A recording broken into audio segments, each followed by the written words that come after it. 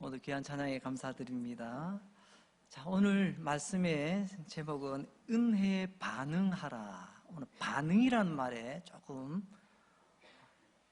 강조를 두고 싶어요. 여러분, 반응이 뭐죠? 자극이 있을 때 뭔가 반응을 하는 거죠. 살아있으면 반응합니다. 반대로 죽은 것은 반응하지 않아요. 또 병들어도 반응하지 않습니다. 오늘 이 말씀은 그런 관점에서 말씀을 전하려고 합니다. 우리가 자주 쓰는 말 중에 이런 말이 있죠. 이봐 김 집사, 이봐 이 집사, 나 이번에 하나님의 은혜 받았어. 저도 개인적으로 이번 한 주간 특별한 한 주간이었습니다. 왜냐하면 슬픔의 시간이 아니라 오히려 온 가족들이 함께하는 정말 은혜가 철철 넘치는, 정말 다들 마치고 난 뒤에 다들 이렇게 단체 우리 가족방에 그렇게 글 올렸더라고요. 아버지께서, 우리 할아버지께서 마지막으로 남겨진 귀한 선물이었다고. 특별히 다 가족들 모여서 2박 3일 동안 정말 하나님의 은혜가 넘치는 것을 저도 경험하고 돌아왔습니다. 은혜, 여러분, 받는 거죠. 은혜는 내가 캐내는 게 아니더라고요. 은혜 받았다. 그럼 누가 주시죠? 하나님이 주신 은혜, 우리는 받을 뿐입니다. 그래서 우리는 은혜 받았다라고 말하는 거예요. 나 은혜 만들었어 이렇게 안 하잖아요. 이 은혜 받았다는 말, 우리 예수쟁이만 쓸까요?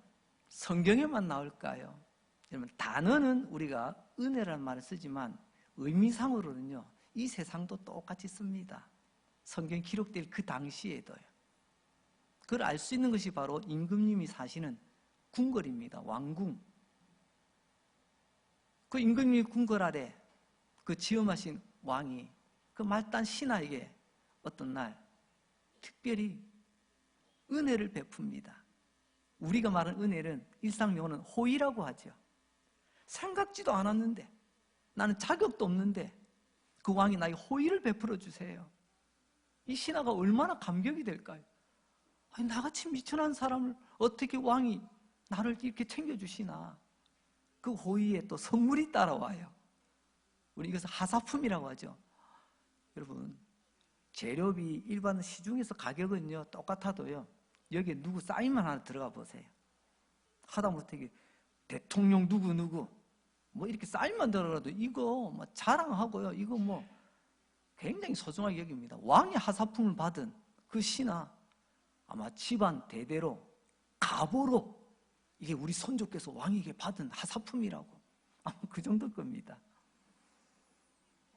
여러분, 그 호의를, 일상용어의 호의를 우리는 은혜라는 말로 사용을 합니다.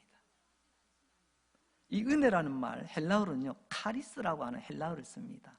카리스, 한 번쯤 들어보셨죠? 우리는 직역으로 은혜라는 용어를 씁니다. 여기에는 호의라고 하는 일상적인 용어도 있고요, 선물이라는 말도 담겨 있습니다. 그러니까 은혜, 호의, 선물, 이건 한 덩어리예요. 한 덩어리. 교회에도 여러분 많은 것이 있습니다. 교회 안에는요, 오늘도 보니까 참 많은 성도들이 함께 모이셨습니다. 사람도 많아, 기관과 조직도 있어요. 또 이런저런 프로그램도 있습니다.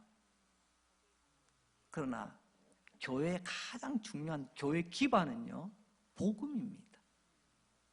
사람들은 아무리 많아도 사람들은 흔들릴 때가 있더라고요. 직분하고 상관없이, 연수하고 상관없이, 때로는요 숫자와 상관없이 사람도 흔들릴 때가 있더라니까요. 때로는 기관과 조직이 어쩔 때는요 막 흔들리기도 하고, 어쩔 때는 또 아주 친밀하게 계획했던 프로그램이 이렇게 또 어려움 겪기도 합니다. 흔들린다는 건 별로 좋은 게 아니죠. 그러나 교회가 복음이라고 하는 이 바탕이 흔들리면 교회 존립 이유가 사라지게 됩니다. 이 복음이 뭐냐? 그 복음을 성경에서는요 기쁜 소식이다 그래요. 얼마나 기쁜 소식이냐? 우리 구원에 관한 이야기이기 때문에, 우리가 구원받았다는 거예요. 나 같은 죄인 하나님 구원하여 주셨다. 이 기쁜 소식을 줄여서 우리는 복음이라고 하는 용어를 사용하게 되죠. 그 구원을 우리에게 주신 분이 바로 왕 대신 예수 그리스도십니다. 예수 우리 왕이요. 그래서 복음의 핵심은 사실은 예수는 왕이다라는 고백이에요.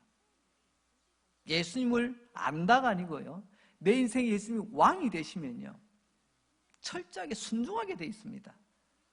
예수님 안 돼서 머무니까 순종이 안 되는 거예요. 내가 하고 싶은 대로 하고 싶은 거예요. 왕이신 예수님, 그분이 우리에게 베푸신 호의, 그 은혜를 받아 오늘도 우리는 이 자리에 모여 예배를 드리고 있습니다. 그래서 복음의 기반은 예수님은 왕이시다. 빌라도의 이야기가 요한복음 18장에 보면 나오는데요, 예수님께서 붙잡혀 십자가에 이제 형을 받기 전에 마지막 빌라도가 신문을 합니다. 취조를 하는 거죠. 그때 마지막 질문이 이런 질문입니다. 요한복음 18장 37절에 보면요, 빌라도가 이르되 그러면 네가 왕이 아니더냐? 너 왕 맞냐? 이런 말이에요. 그래서 예수께서 대답하십니다. 너의 말같이 내가 왕이니라. I am a king. 내가 왕이다. 예수님은 선포하십니다. 이게 복음의 핵심입니다. 여러분, 예수님, 여러분이 어떤 분이신가요? 솔직히 막 뿌려먹는, 허드렛 일 하는, 내 뒤치다거리 해주는 그런 분은 혹시 생각하고 계시지 않습니까? 여러분 분명히 아셔야 됩니다. 예수님 우리의 왕이십니다. 왕이신 예수님 십자가에 죽으시고 부활하시고 승천하시고 이제 하나님 편 보좌에 계십니다. 왕이 계시는 모습이죠. 그리고 자기 백성들에게 은혜를 베푸십니다.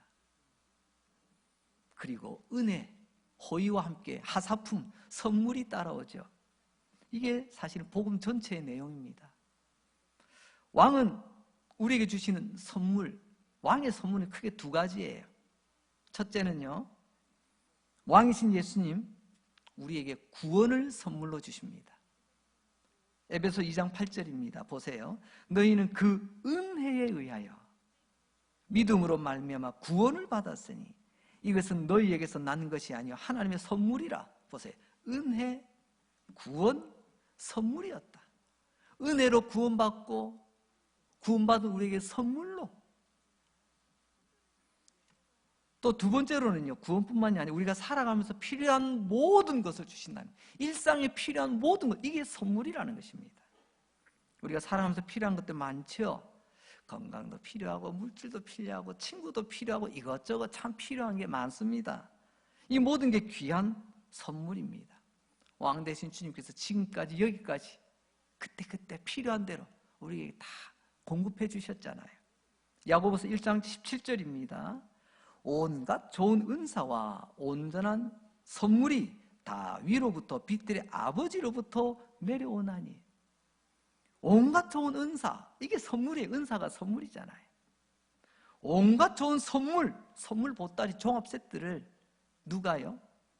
아버지, 하늘 아버지께서 우리에게 내려주신다. 야고보서는 내려주신다고 표현되어 있는데요, 이게 우리가 은혜 받았습니다 라고 할 때 그 용어나 똑같습니다. 우리에게 주셨다는 거죠. 온갖 좋은 은사와 선물, 우리 하나님께서 주시는 거예요. 자, 여기까지를 정리해보면 왕이신 나의 주님께서 우리에게 은혜를 주셨습니다. 그것도 보잘것없는 우리에게, 받을 자격 없는 우리에게 그 귀한 은혜, 귀한 선물을 주셨습니다.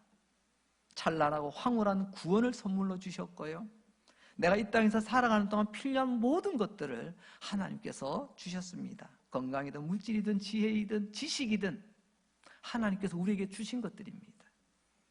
왕 대신 하나님 우리에게 주신 거죠. 우리는 그저 받았을 뿐입니다. 그런데 중요한 질문이 있습니다. 자, 이 선물을 받은 다음 선물에서 이제 나에게 돌아옵니다. 나는 어떻게 반응해야 되는 거죠? 하나님 우리에게 주셨는데 정작 나는 어떻게 반응해야 되냐는 것입니다. 어떤 사람은 선물이 내 손에 딱 들어온 순간 이제 모든 것이 끝납니다. 여기까지. 선물 안고 자기 집으로 뛰어갑니다. 내 방으로 들어갑니다. 이것을 우리는요, 종교라고 말합니다.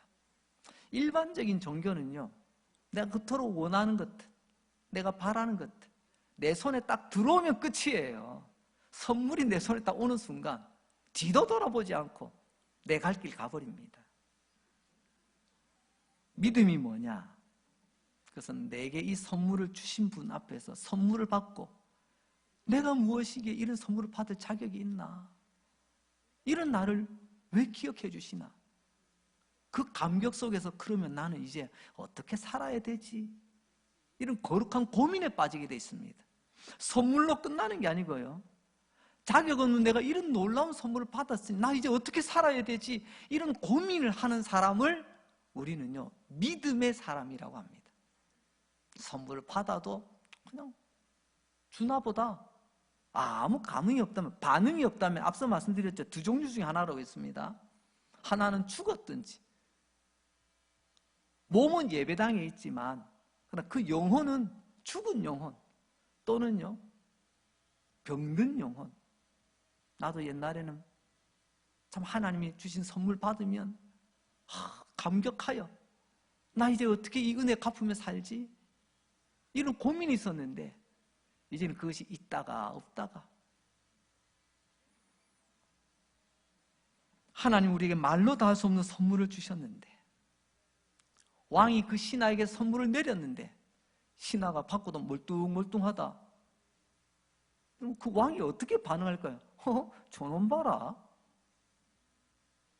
나의 호의를 무시하네. 선물 받아놓고 포장도 뜯지 않고 구석에 던져놨어요. 왕이 봤습니다. 이놈 봐라, 나의 선물을 이렇게 하찮게 여기네. 왕이 버럭하지 않겠습니까? 불러들여라, 다시 다 걷어들여라.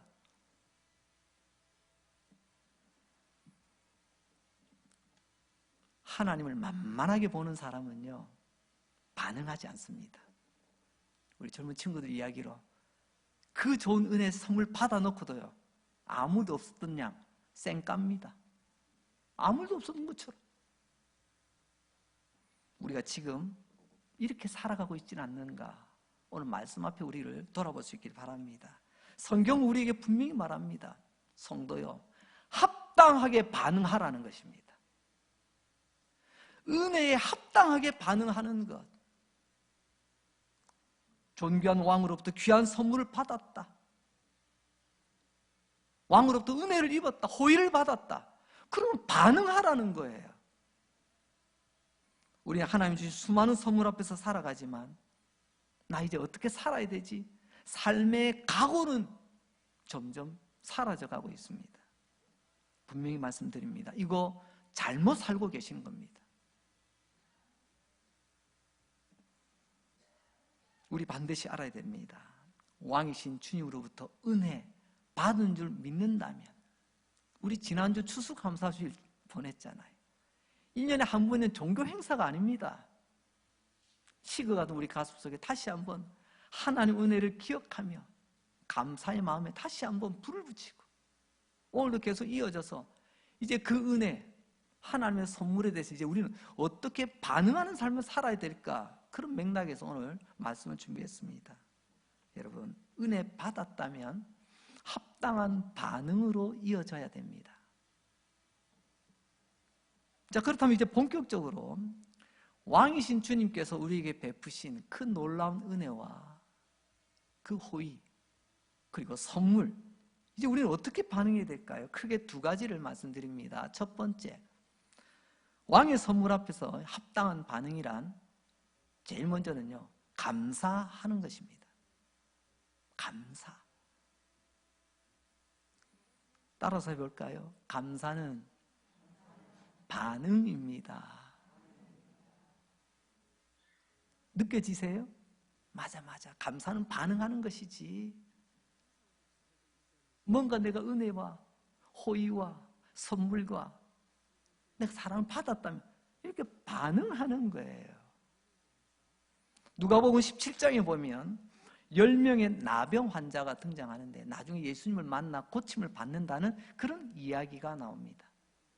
나병, 당시로서는요 불치병입니다. 살이 썩어 문드러져 가고 몸이 녹아 들어가고 썩어가고, 몸만 그런가요? 내 몸도, 내 인생 자체가 썩어 무너져가는, 그래서 가족으로부터도 격리, 사회로부터 격리, 그렇게 살아야 되는 병이 바로 나병이었습니다. 이들이 예수님 지나가신 소식을 듣고 예수님 향해 외칩니다.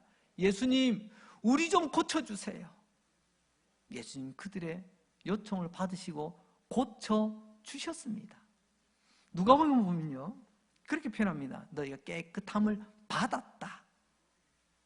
내가 자연 치유력으로 내가 이겨낸 게 아니고요, 하나님이 깨끗하게 고쳐주셨다는 거예요. 이것도 앞에서 우리가 은혜 받았다는 것 똑같죠.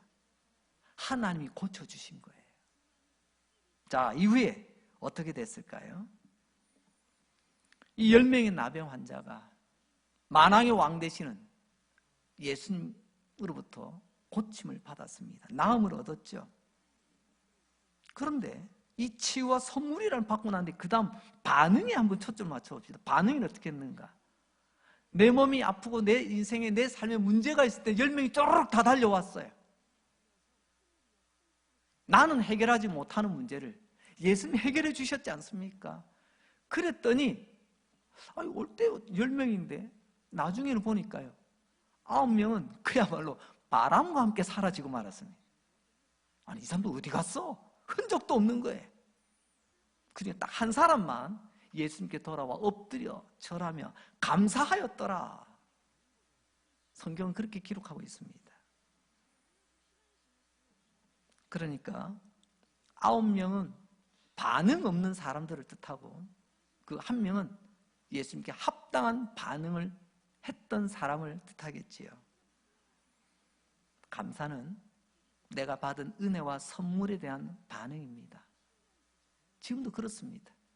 10명은 모든 사람이라고 한다면 모두가 하나님의 은혜를 받았는데, 선물을 받았음에도 불구하고 그 가운데 반응하는 사람은 열에 하나 정도밖에 안 되더라.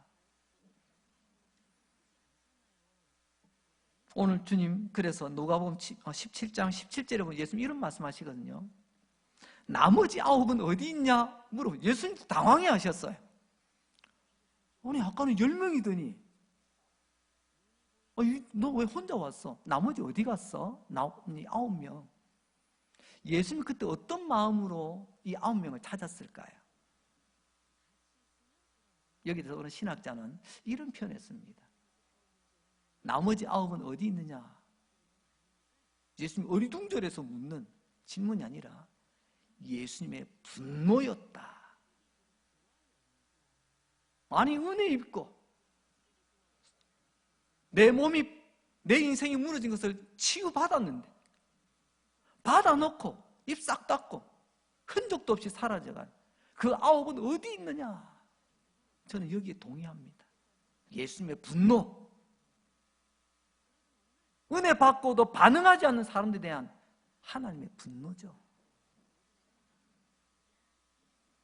좀처럼 감사할 줄 모르고 감사 없이 살아가는 오늘 우리 아닙니까? 요즘 너무 당연하잖아요. 아니, 당연을 넘어 이제 그걸 권리로 알잖아요. 그 세상에는 이런 명대사가 많이 언급되어지더라고요. 호의도 반복되면 권리인 줄 안다. 하나님의 은혜가 아니고 이제는 권리예요. 왜 안 주세요? 나 은혜 받아야 될 사람인데. 하나님 주신 선물도 받아놓고 그거 당연한 것 아니에요? 나 하나님 자녀 삼았으면 이 정도는 주셔야지. 마치 철없는 사춘기를 겪는 아이들, 나 나왔으면 내 필요한 거 다 줘야지. 엄마 아빠 뭐 해? 그 소리는 똑같지 않습니까? 우리는 이 엄청난 감당할 수 없는 은혜와 선물 보따리를 받은 사람, 그러면 주신 분을 향하여 우리는 합당한 반응을 해야 됩니다. 그래서 시편 100편 4절 말씀을 보면 이렇게 믿음의 사람은 고백합니다. 감사함으로 그 문에 들어가며 찬송함으로 그의 궁정에 들어가서 그에게 감사하며 그의 이름을 송축할지어다. 참 우리에게 큰 울림을 주는 귀한 고백입니다. 이러면 감사함으로 하나님이 계신 그 궁궐로 들어가라. 오늘 우리에게 적용하자면요, 예배드리러 나올 때 그냥 가방 하나 덜렁 들고 그냥 덜럭덜럭 걸어와서 그냥 내가 익숙한 자리에 앉아 있는 게 아니라 집을 나올 때도 감사함으로 출발하고 예배 자리에 들어올 때도 하나님 감사합니다. 감사함으로 이 자리에 와서 감사함으로 앉아 감사함으로 예배드리라는 말씀이에요. 이게 감사의 반응이 있는 것입니다. 우리 신앙의 태도가 이러해야 될 줄로 믿습니다. 이런 감사 없이 와서도 앉아 있을 수 있습니다. 그러면 스스로 자기 스스로 위로하죠. 나 오늘 주일 성수했어?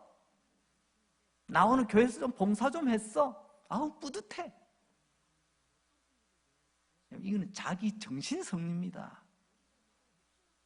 모든 것을 감사함으로 시작하셔야 됩니다. 감사의 바탕이 은혜잖아요. 은혜로 감당하는 것입니다. 은혜 없이도 봉사할 수 있습니다. 은혜 없어도 예배당에 나올 수 있고요. 죄송합니다. 나는 은혜 안 돼도요, 노래 부를 수 있어요. 근데 그거 아세요? 은혜 없이 계속 한번 그게 쌓여보세요. 나의 원망과 불평이 팍 쌓이기 시작하면 어느 순간 터집니다. 그래서 제가 신당부하는 게 있지 않습니까? 따라서 해볼까요? 은혜 없는 봉사는 시한폭탄이다. 지금까지 안 터진 게 다행이에요. 은혜 없이 봉사해보세요. 은혜 없이 직분 감당해보세요. 때는 은혜 없이 노래해보세요. 어느 순간 펑 하고 터지면요, 나만 다치는 게 아닙니다. 내 주변 사람 다 다치는 거예요. 그래서 은혜가 바닥났다 싶으면요, 멈추고 은혜 받는 일에 집중하셔야 되는 거예요. 은혜가 뭐예요? 성도에게 믿는 사람의 은혜는요, 말씀과 기도예요. 말씀 들어도 은혜가 안 된다? 그럼 내가 지금 문제가 생긴 겁니다. 내가 지금 기도의 줄을 놓치고 기도의 자리를 놓치고 기도의 능력은 고사하고 기도의 흔적이 지금 사라지고 있다. 이거 지금 빨간불이 들어온 거예요. 그때는요, 봉사하려고 하지 마시고 일하려고 하지 마시고 멈추시고 말씀 앞에, 주님 앞에 엎드려 은혜 채우시고 나오세요. 두 번째, 왕의 선물 앞에서 우리 어떻게 합당한 반응을 드려야 되는가? 그것은 바로 충성해야 됩니다. 충성. 아니, 김 집사, 이 집사 요즘 왜 일 안 해? 그럼 교회는요, 등 떠밀어 일 시키는 곳 아닙니다. 교회를 오해하지 마세요. 앞서 말씀드렸죠. 은혜 입은 사람에게 일할 수 있는 기회를 드리는 겁니다. 은혜 없이 문제 생긴다고 했잖아요. 한 번씩, 여러분 부서나 어디든지 마찬가지입니다. 은혜 없이 열심히 내면 반드시 탈이 납니다. 그래서 우리가 수년 전에 이런 구호까지 외쳤지 않습니까? 기억나십니까? 은혜가 먼저입니다. 말씀의 은혜 받으세요. 기도의 은혜 받으세요. 은혜 받고 봉사하고 은혜 받고 전도하고 은혜 받고 직분 감당하자고. 벌써 잊어버리신 거 아니시죠? 은혜가 먼저입니다. 사극에 보면 그런 경우가 있습니다. 왕이 아니면 어떤 아주 직급이 높은 분이 아랫사람에게 하사합니다. 때로는 은혜를 베풀고 선물을 주고 그 사람을 위기에서 건져주고, 그때 그 다음 이 사람 어떻게 하던가요? 나 이제 왕을 위해서 내 목숨 내놨습니다. 내 목숨 내 거 아닙니다. 왕이요, 당신 것입니다. 장군님, 제 목숨은 당신 겁니다. 대감마님, 제 목숨은 마님 겁니다. 뭐 이렇게 우리가 사극에서 많이 보잖아요. 보세요. 은혜 입으면, 호의를 받으면요, 자연스럽게 이렇게 반응이 되게 되어 있다니까요. 그 중에 하나가 감사고 또 하나가 충성이에요. 우리 신앙을 돌아보면 굉장히 유교적인 색채가 강합니다. 이건 어쩔 수 없는 것 같아요. 너무 오랜 세월 유교라는 틀 안에서 우리가 보고 듣고 생활하다 보니까 뭐 몸을 베인 건 어떡하겠어요. 근데 알고 이것을 극복을 해야 됩니다. 유교에는요, 높은 사람 하면요, 붓대롱만 잡고 있지 절대 일 안 합니다. 선교 초기에 우리 망해가, 그래서 망했는지도 모르겠어요. 이 조선의 나라가 나중에 망해갈 때 선교사가 왔는데, 이게 운동, 스포츠를 이렇게 좀 소개를 해줬습니다. 그 가운데 뭐 야구라는 몇 사람이 이제 공격과 수비가 있지 않습니까? 그거 한 대 데리고 갔어요. 우리로 치면 대감님, 어떻게 좀 재밌습니까? 했더니 그분이 하는 말, 허허, 저걸 왜 저렇게 땀나게 뛰어다니나? 아래 것들 시키면 되지. 이게 우리는 오래된 정서예요. 땀나는 일 나 안 한답니다. 손에 물 묻히는 일 나 안 한답니다. 한 대 가서는 나 안 한답니다. 사람들 안 보는 데서 나 일 안 한답니다. 성도 여러분, 이거 고치셔야 됩니다. 지금 고칠 수 있을 때 고치세요. 지금 안 고치면 이게 쌓이면 뭐가 되죠? 지금 고칠 수 있는 병을 안 고치면요, 나중에는 고질병 됩니다. 고질병. 그때는 고치고 싶어도 안 돼요. 안 돼. 성도 여러분, 감사와 찬송은 기본이고, 그 크신 은혜와 선물을 받은 자는 우리의 최후의 반응으로, 합당한 반응으로 충성하게 되어 있습니다. 충성. 그걸 이해하고 깨달아야 여러분 신앙생활이 즐겁고 재밌습니다. 그게 아니면요, 교회 나와도 지옥을 경험하실 겁니다. 내 마음이 불편해. 교회인데, 신앙생활 하는데, 왜? 은혜가 끊어지니 감사가 안 돼. 감사가 안 되니 충성도 못 해. 근데 남들이 보는 시선은 있어. 괴롭기 짝이 없죠. 내가 누군데 말이야. 나한테 이런 하찮은 일이나. 그럼 내가 누구면 누구예요? 마땅히 죽어 마땅한 죄인 중에 죄인이잖아요.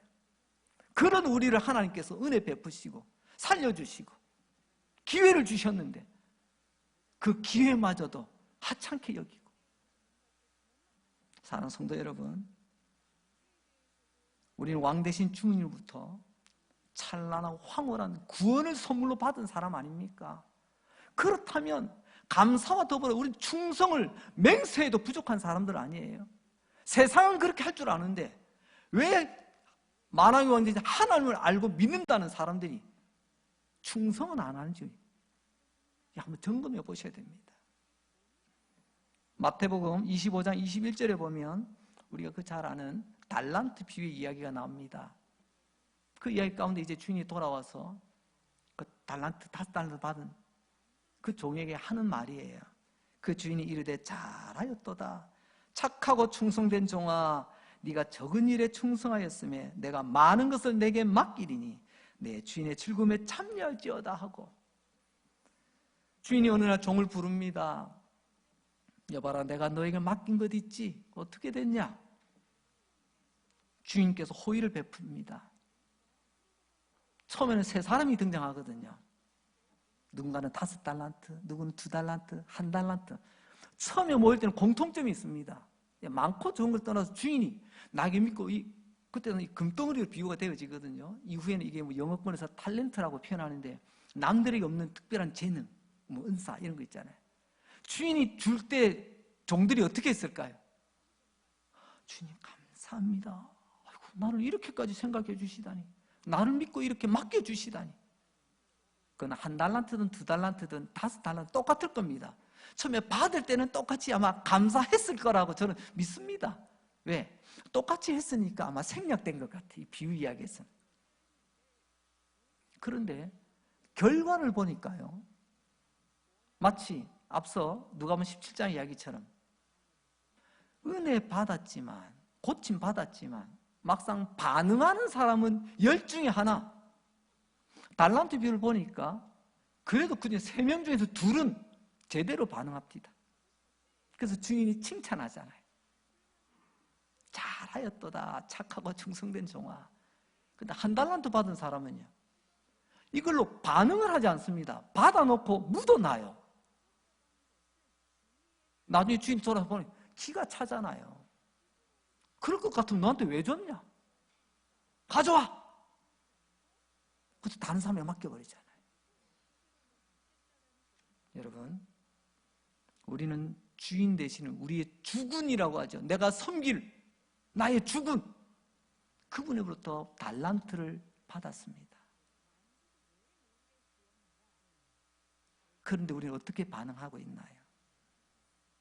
주인 뭐라고 말씀하죠? 참 잘하였도다 충성된 종아.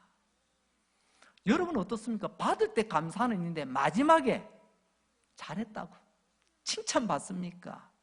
아니면 이 한달음처럼 이 악하고 게으른 종아, 이건 주인하고 마음이 안 맞는 거야.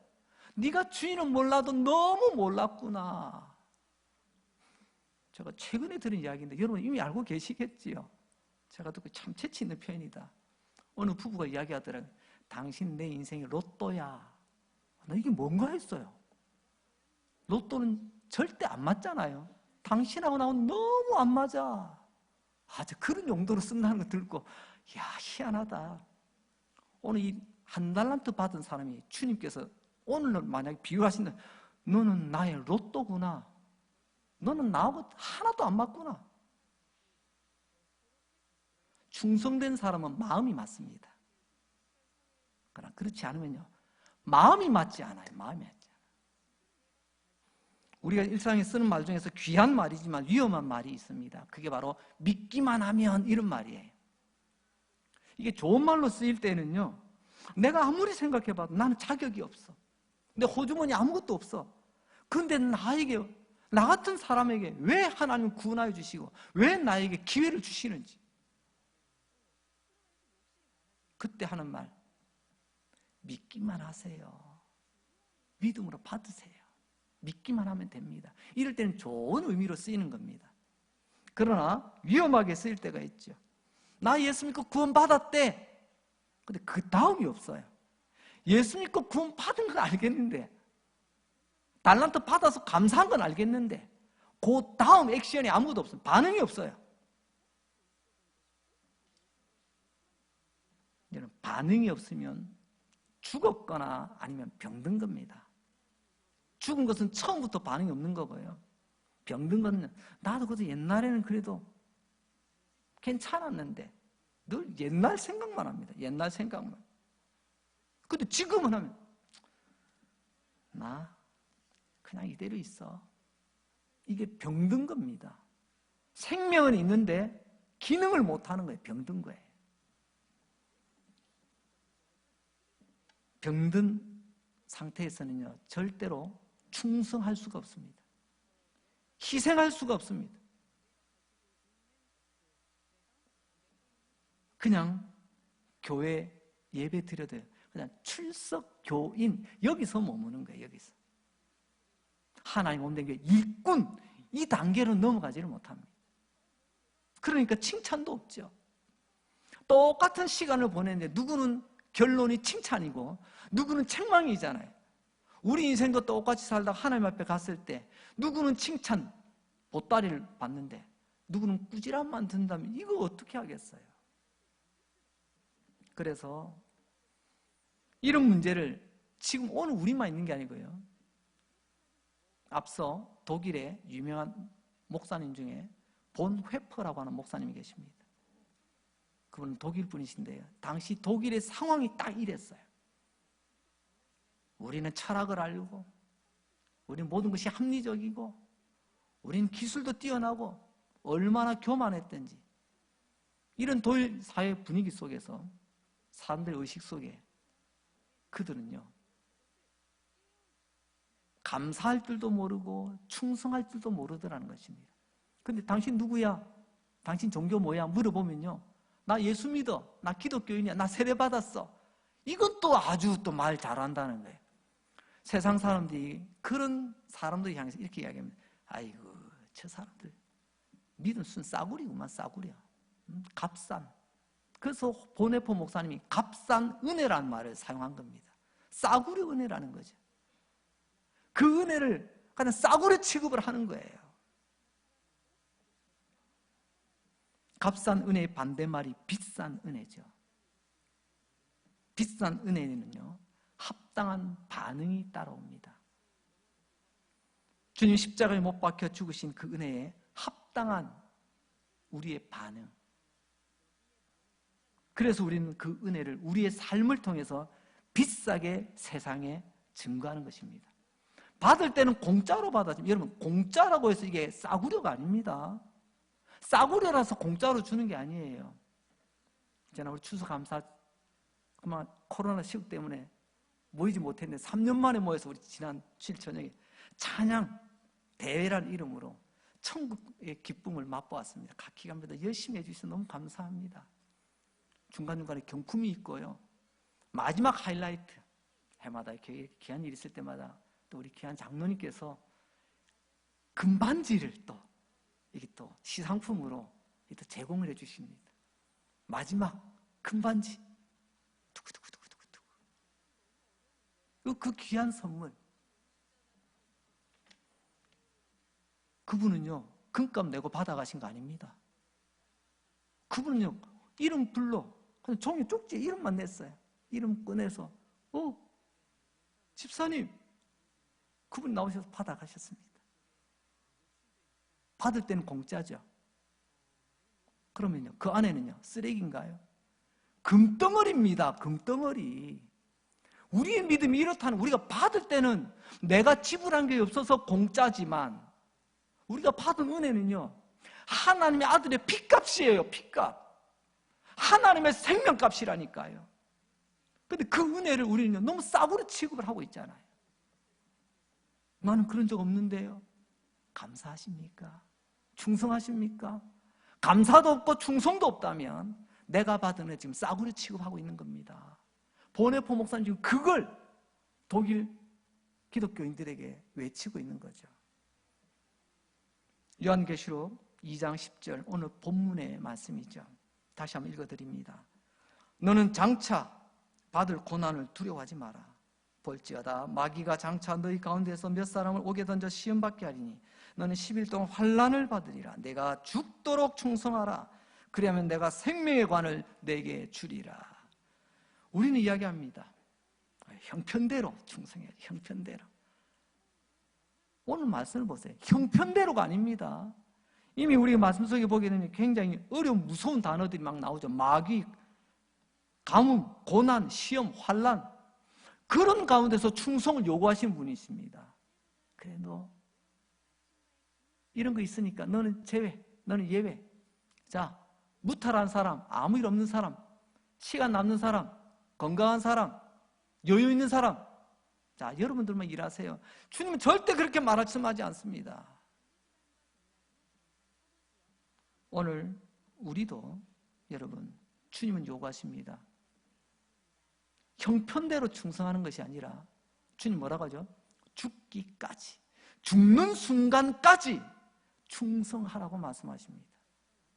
충성이라는 말 아주 재밌는 말이더라고요. 내 마음 중심으로, 마음을 담아 이룬다. 무엇을 이룬다? 내가 하고 싶은 것을 이루는 게 아니고요. 한문에 보니까 앞에 말씀 원변에 이룰 성자 아닙니까? 말씀을 이루는 거예요. 내가 받은 말씀, 왕이 내게 명령하신 대로, 장군님이 내게 명령하신, 내가 받은 말씀을 이루는 게 충성입니다. 내가 하고 싶은 대로 막 하는 게 충성이 아니에요. 그러면 어떻게 충성해야 되는가? 두 가지를 생각해 봅니다. 오늘 이 말씀 보니까 어떤 일이 있어도 충성하라. 환경 탓, 때로는 형편 탓 떠나서 충성하라고 말씀하십니다. 그리고 언제까지 충성해야 되냐? 죽도록, 죽기까지 충성하라고 말씀합니다. 여러분, 죽는 그 순간까지. 여러분, 그거 아세요? 성경에 믿음이라는 단어, 헬라어로 여러분 피스티스라고 합니다. 충성이라는 단어 피스토스라고 합니다. 비슷하죠? 그 말은 뿌리가 같다는 겁니다. 이 말을 좀 요약하면 이런 겁니다. 따라서 볼까요? 믿음이 곧 충성입니다. 그러니까 믿음은 있는데 충성이 없다? 그 말은 곧 믿음이 아니라는 말이죠. 믿음이 있는데 충성이 아니다? 그러면 이 믿음은요, 아니든지 병들었든지 둘 중에 하나예요. 우리는 앞으로 이렇게 했으면 좋겠습니다. 성경에 믿음이라는 용어가 참 많잖아요. 믿음이라고 되어 있는 거 읽고, 믿음이라 읽고요, 우리는 충성이라고 받아들입시다. 믿음이 충성이에요. 주님은 그걸 진짜 믿음이라고 하는데 우리는 왜 다른 것을 가지고 이게 믿음이라고. 여러분 축복합니다. 충성 있는 믿음의 사람 되시기 바랍니다. 반대로 믿음 있는 사람 되시기 바랍니다. 성도 여러분, 이런 사람에게 주님 아름답게 보시고 칭찬하시고 관을 주신다잖아요. 관을 머리에 미스코리아 왕관, 우승자에게 씌워주는 관, 충성된 자에게는 관을 씌워주신다고 말씀하십니다. 요한계시록 2장 11절, 귀 있는 자는 성령이 교회들에게 하시는 말씀을 들을지라. 누가 듣죠? 세상 사람 아니에요. 우리처럼 예배드리고 하나님 말씀 듣고 하나님의 이름으로 모이는 교회가 들어야 돼요. 저와 여러분이 들어야 될 말씀입니다. 주군으로부터 칭찬받고 주면서는 그날 영광의 관을 쓰는 복된 여러분 되시기를 주님의 이름으로 축복합니다. 기도하겠습니다. 하나님 아버지 감사합니다. 오늘도 예배함이 감사요 기쁨되게 하시니 감사합니다. 오늘도 말씀 들을 수 있는 귀와 깨달을 수 있는 믿음 주셔서 또한 감사합니다.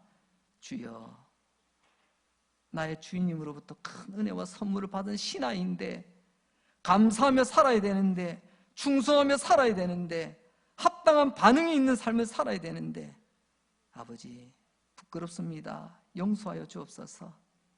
이제 합당한 반응이 있는 하나님의 자녀 백성 되게 하여 주옵소서. 우리를 이 시간 축복하여 주옵소서. 병든 자를 불쌍히 여겨주시고 깨끗하게 고쳐주시며 묶인 자는 풀어주시고 마음이 상한 자 어루만져 주시고 길 잃은 자 길이 되어주시며 용기 없어 주저앉은 자 소망 가운데 벌떡 일어나 달려가게 하여 주시옵소서. 또 한 주간 기적을 보여주시옵소서. 전능하신 하나님, 우리 모든 예배자의 삶을 붙잡으셔서 위대하고 놀라운 일들을 보고 경험하고 감사하고 간증하며 찬송하게 하여 주시옵소서. 예수님 이름으로 기도합니다. 아멘. 자리